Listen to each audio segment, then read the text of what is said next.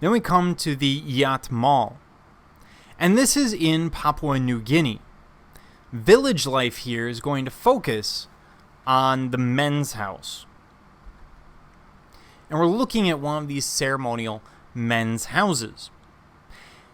Now, this gives us the idea that we're dealing with a patriarchal society. You don't need a men's house if the men are not in power, since a men's house is meant to isolate the men and the teachings of the men from the women and children within the group.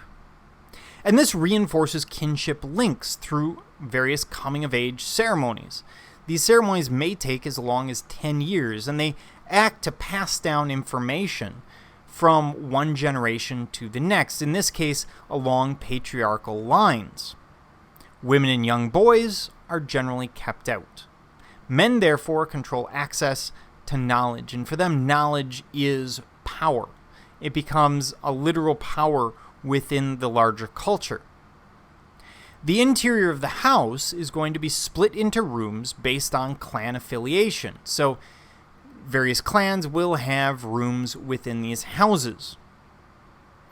On the second level, we generally see carvings of female clan ancestors in birthing poses.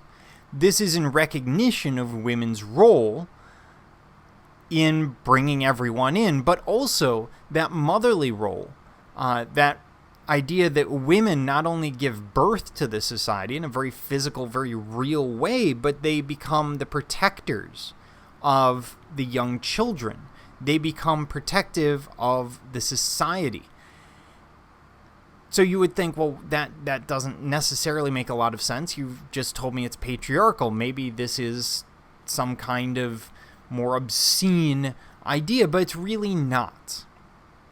Really, it's all about the idea of protection, of motherly protection. Because remember, before you join one of these men's houses, up to the age of, say, 10, when you start to go through the rites that will get you in there, the person guarding you, the person protecting you, is probably your mother or a mother figure. So the idea of using one specifically as protection, or using them as protection within the men's house, makes a lot of sense. Other art is kept in the house, including skulls modeled with clay to resemble ancestors. This is one of those skulls. So this is a human skull that's been covered in clay and then sculpted and painted to be reminiscent of an ancestor, of a specific ancestor. And the skull probably belonged to that ancestor.